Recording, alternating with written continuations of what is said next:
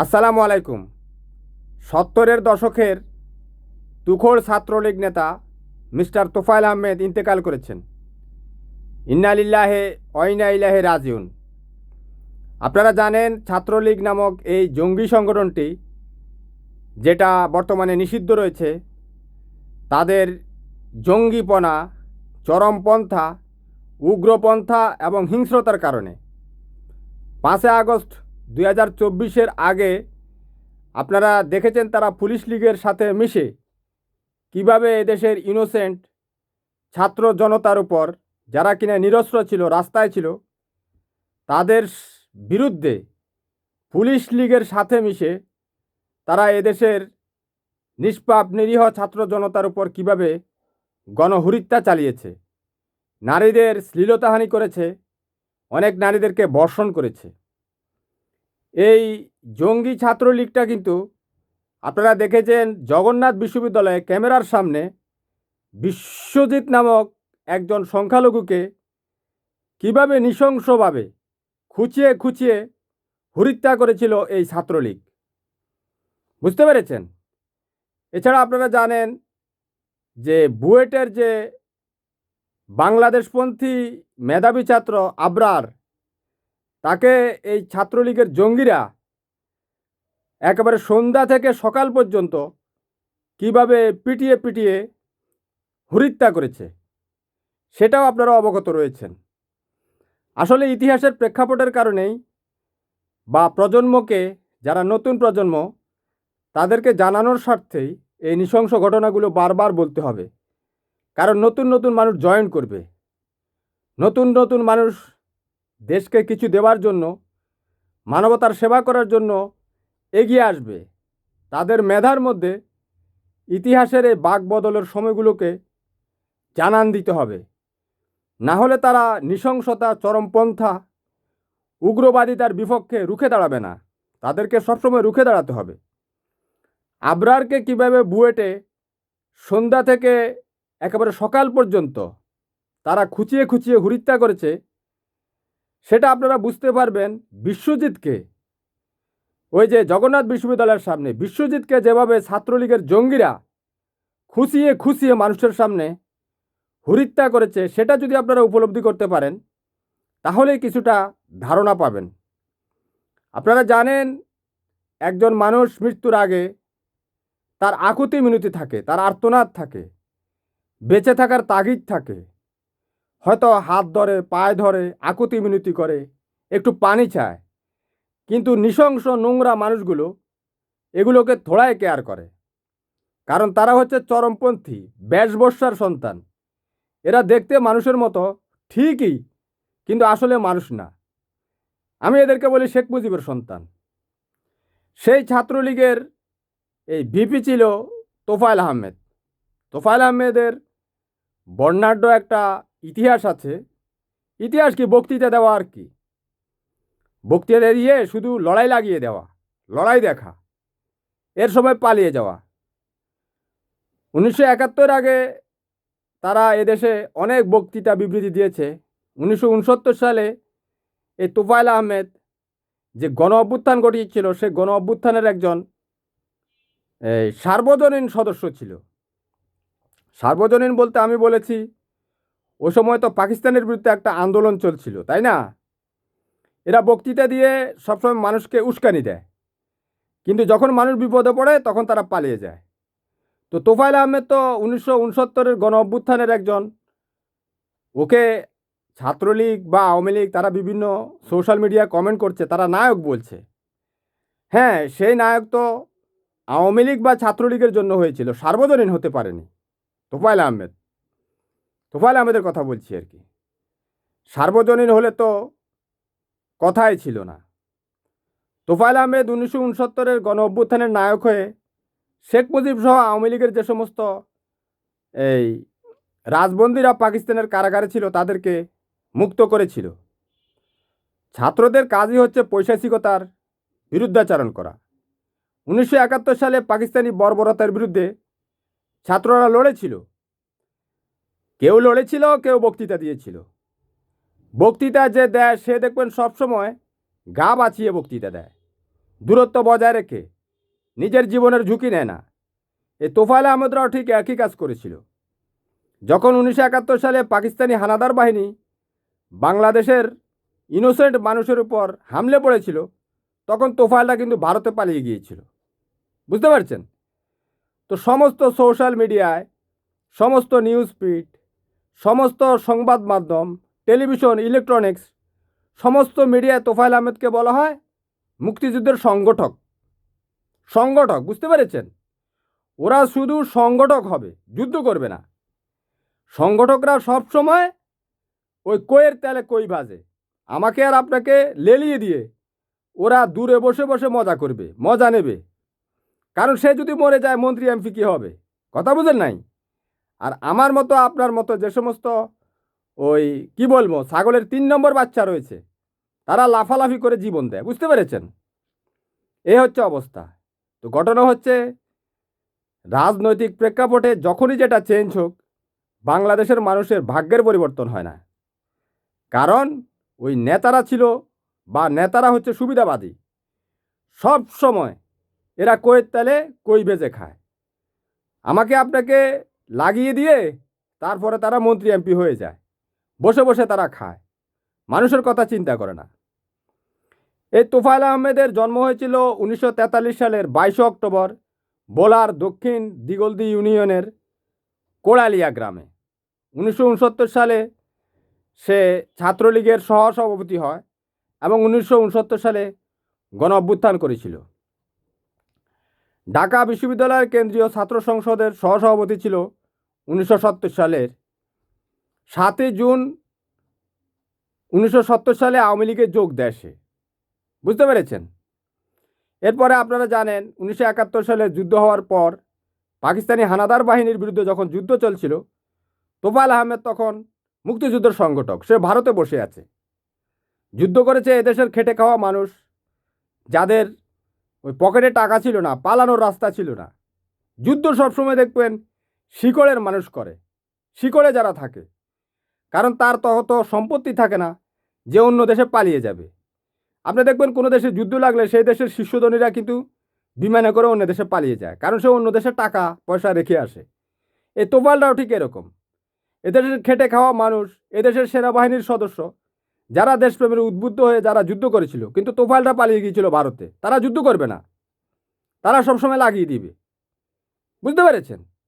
তো লাগলে এদেশের ইনোসেন্ট মানুষ যখন এই লড়াই করে মরে, তখন তাদেরকে মুক্তিযুদ্ধের খেতাব দেওয়া হয়, মুক্তিযোদ্ধা বলা হয়।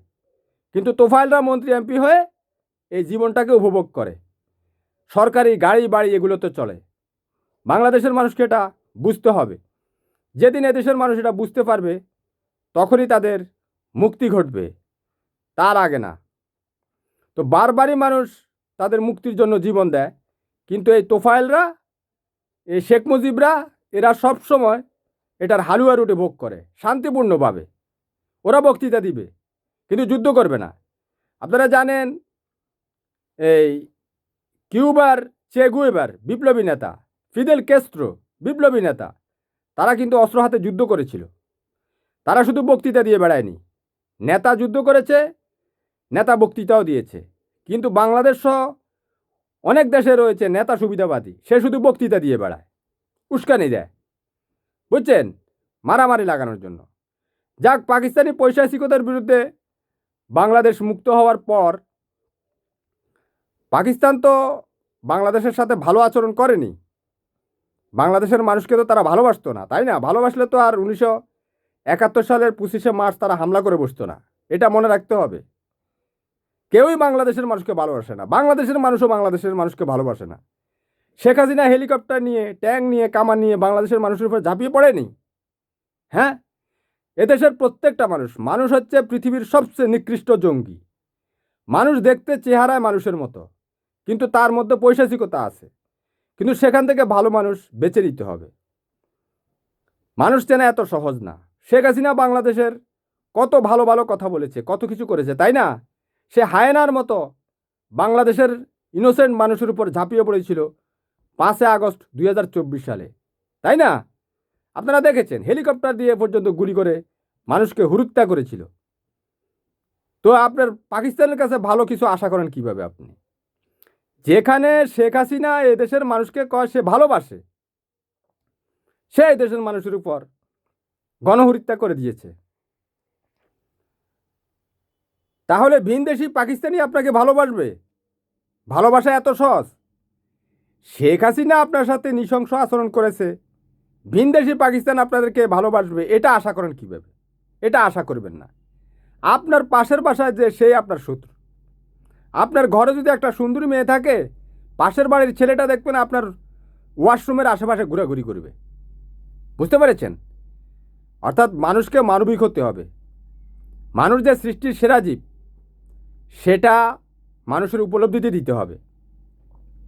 এই যে ঘটনার প্রেক্ষাপটে আসছে, এই যে পল্লবীর যে শিশু রামিসা, তাকে তার পাশে যে থাকে সোহেল, ওই যে রিক্সা গ্যারেজে যে কাজ করতো, রিক্সা গ্যারেজের মালিক, তারা মিলে দুইজনে মিলে বর্ষণ করেছে। বর্ষণ করে তারপর তার কি নৃশংসভাবে তার শরীরকে তারা ছিন্ন বিচ্ছিন্ন করেছে, সেটা আপনারা জানেন। এ সমস্ত কথা বলাও জানায় সোশ্যাল মিডিয়া, বললে কমিউনিটি গাইডলাইন স্ট্রাইক আসে। কথা বুঝতে পেরেছেন? তো তোফায়েল আহমেদ অনেক বক্তৃতা বিবৃতি দিয়েছে, কিন্তু সে সার্বজনীন হতে পারেনি। এর কারণ হচ্ছে সার্বজনীন সব মানুষের জন্য তারা ছিল না। পাকিস্তানের বিরুদ্ধে লড়াই করেছে, এরপর দেশ তারা দখলে নিয়ে নিয়েছে। সে তারপর শেখ মুজিবের এই রাজনৈতিক সচিব হিসেবে মন্ত্রী পদমর্যাদায় সে শেখ মুজিবের সচিব নির্বাচিত হয়েছে। সে থাকা অবস্থায় কিন্তু এই রক্ষী বাহিনী গঠন হয়েছিল। বলা হয় রক্ষী বাহিনী গঠনে তার অনেক ভূমিকা পালন ছিল, সে অনেক ভূমিকা পালন করেছে। ঠিক আছে, কিন্তু রক্ষী বাহিনীটা কিন্তু কোনো পুলিশ, সেনাবাহিনী, ওই সময়ের বিডিআর এগুলোর নিয়ন্ত্রণে ছিল না। রক্ষী বাহিনী সরাসরি শেখ মুজিবের যে কমান্ড, প্রধানমন্ত্রীর কমান্ডে চলত। এই রক্ষী বাহিনী দিয়ে এদেশের ওই সময়ের জাসদের নেতাদেরকে, মোশাররফ হোসেন, তারপর সিরাজ শিকদার, এদেরকে রাজনৈতিক নেতাদেরকে হত্যা করা হয়েছে। এই রক্ষী বাহিনীর সদস্য কীভাবে আপনারা জানেন? এই মাসুদ উদ্দিন 111 ঘটিয়েছিল। মাসুদ উদ্দিন ওই যে কিছুদিন আগে ধরা খেয়েছিল, যে শেখ হাসিনার যে পায়ুষ সেনা, এ তো রক্ষী বাহিনীর লোক ছিল। রক্ষী বাহিনীর লোক কিন্তু অনেক জঘন্য। এরা ছাত্রলীগ থেকে এসেছে। এদেরকে ট্রেনিং দিয়েছিল ভারতের স্পেশাল ফ্রন্টিয়ার ফোর্সের প্রধান SS উবান। বুঝতে পেরেছেন? রক্ষী বাহিনীর ড্রেস ছিল একেবারে ভারতীয় যে সেনাবাহিনী সেটা ড্রেসের মতো। অর্থাৎ এটাকে নিয়ে ভারত একটা খেলা খেলতে চেয়েছিল। যেহেতু শেখ মুজিব, তোফায়েল আহমেদ এরা ভারতপন্থী ছিল। এখন কেউ বলবে, কেউ থাকবে ভারতপন্থী, কেউ থাকবে পাকিস্তানপন্থী, বাংলাদেশপন্থী কে থাকবে? সবাইকে বাংলাদেশপন্থী হতে হবে। ভারতীয় জারারুজ, পাকিস্তানি জারারুজ এদেশে কেন থাকবে? তারা চলে যাক অন্য দেশে। এদেশের জাতিসত্তার মানুষ থাকবে। আমরা প্রত্যাশা করেছি। কে এগিয়ে আসবে এদেশের মানুষের জন্য? কেউ এগিয়ে এসেছে? এদেশের মানুষই তো এদেশেরকে নৃশংসভাবে হত্যা করার জন্য বসে থাকে। এই যে শেখ হাসিনা বলছে আবার আসবে, সে সাফা করবে। এ রক্ষী বাহিনীর প্রধানের মেয়ে। আপনাকে বুঝতে হবে, রক্ষী বাহিনীর সদস্যদেরকে এদেশে কোনো রাজনৈতিক মর্যাদা দেওয়া যাবে না। কারণ এরা চরমপন্থী, উগ্রবাদী, জঙ্গি, মানুষ হত্যাকারী জারারুজদেরকে এদেশ থেকে তাড়িয়ে দিতে হবে। মানুষ হত্যাকারী কোনো জারারুজকে এদেশে স্থান দেওয়া যাবে না, এটা মনে রাখতে হবে। এই তোফায়েল আহমেদ রাজনীতিতে মন্ত্রী হয়েছে, MP হয়েছে, 9 বার সে MP হয়েছে ভোলা থেকে। সে তো 69-এর গণ অভ্যুত্থান করেছিল 1969 সালে। সার্বজনীন হতে পারেনি, কারণ গোলাম ছিল, শেখ পরিবারের গোলাম ছিল। তাকে আমাদের স্বর্গীয় নেত্রী আলহামদুলিল্লাহ বেগম খালেদা জিয়া বলেছিল, বেগম খালেদা জিয়া তাকে বলেনি, সবাইকেই বলেছিল যে দেশপ্রেমিক যারা রয়েছেন তারা আওয়ামী লীগের বিপক্ষে এগিয়ে আসেন। এই তোফায়েল বলেছিল যে সে আওয়ামী লীগের 2 টাকার সদস্য হয়ে থাকবে, সে বিএনপির মন্ত্রী MP হওয়ার জন্য যাবে না। কারণ এরা গোলাম, দলীয় গোলাম। গোলাম দিয়ে কখনো সার্বজনীন কোনো কাজ চলে না। এই তোফায়েল আহমেদ 2005 সালে এই চ্যানেল আইয়ের হ্যালো মিনিস্টার অনুষ্ঠানে বলেছিল টক শোতে সারা দেশে আগুন লাগিয়ে দিবে। তোফায়েল আহমেদরা নাকি দেশের জন্য অনেক কিছু করেছে, মুক্তিযুদ্ধের সংগঠক, মুক্তিযুদ্ধের তো কাজ করেনি, সংগঠক হয়ে বসে থাকে। সংগঠকরা মুক্তিযুদ্ধের পক্ষে যারা থাকবে, মুক্তির জন্য যারা লড়াই করবে, মুক্তিযুদ্ধটা কি? মুক্তির জন্য লড়াই, শুধু নিজের মুক্তি, জাতির মুক্তি, রাষ্ট্রের মুক্তির জন্য, মানবতার মুক্তির জন্য কাজ করতে হবে। এ তোফায়েল বলেছিল সারা দেশে আগুন লাগিয়ে দিবে। এরা তো যারা সংগঠক, এরা তো ওই সময় নেতৃত্ব দিয়েছিল। যাই বলেন, নেতা সবসময় বক্তৃতা দেয়, ওর আর কাজ নাই, এইটাই কাজ। এরপরে সুযোগ পেলে এদেশের মানুষকে হত্যা করে। সেটা আপনারা দেখেছেন শেখ মুজিব রক্ষী বাহিনী গঠন করে কিভাবে এদেশের মানুষের উপর নৃশংসতা করেছিল, তাই না? এদেশে পুলিশ ছিল, সেনাবাহিনী ছিল, বিডিআর ছিল, সবই তো ছিল। রক্ষী বাহিনী আলাদা কেন গঠন করা হলো? রক্ষী বাহিনী এই যে তোফায়েল আহমেদের নেতৃত্বে এরা ট্রেনিং নিয়েছে, এটা ওই যে SS উবান, ভারতের এই স্পেশাল ফ্রন্টিয়ার ফোর্সের প্রধান ছিল, সে এদেরকে ট্রেনিং করে দিয়েছে ভারতে। কিন্তু এরা যুদ্ধ করতে আসেনি, এরা সেখানে বসেছিল। আমাদের দেশপ্রেমিক সেনাবাহিনী, বিমান বাহিনী, নৌবাহিনী এবং এদেশের যখন নিষ্পাপ নিরীহ খেটে খাওয়া মানুষগুলো, হ্যাঁ, দিনমজুর, চাষি, এরা লড়াই করে দেশ স্বাধীন করেছিল। এরপর দেশ স্বাধীন হওয়ার পর এরা দেশে ঢুকেছিল।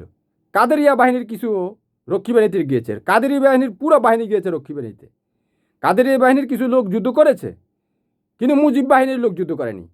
মুজিব বাহিনীর সমস্তগুলো ভারতে ওইখানে বসেছিল। এরা এরপরে পার্বত্য চট্টগ্রাম দিয়ে ঢুকেছে দেশ স্বাধীন হওয়ার পর। এই জঙ্গিগুলো পরে দেশে ঢুকে বাংলাদেশের মানুষকে হত্যা করার জন্য, গণতন্ত্রকে নিঃশেষ করে দেওয়ার জন্য এই প্রচেষ্টা চালিয়েছিল। এই তোফায়েলটা কিছুই বলেনি। অবশ্য তোফায়েল 111-এর সময় একটা চেষ্টা করেছিল শেখ হাসিনার যে চরমপন্থার বিরুদ্ধে, কারণ এদেশে তো গোলামতন্ত্র প্রতিষ্ঠিত হয়ে গিয়েছিল, তাই না? একজনই দলের উনি সভাপতি থাকবে। আগে তো 2 দল ছিল, ঠিক আছে? এখন তো এক দল বিলুপ্ত হয়ে গেছে তার চরমপন্থার কারণে। চরমপন্থা যে করবে সে শেষ হয়ে যাবে, তার উপায় নেই, এটা মনে রাখতে হবে।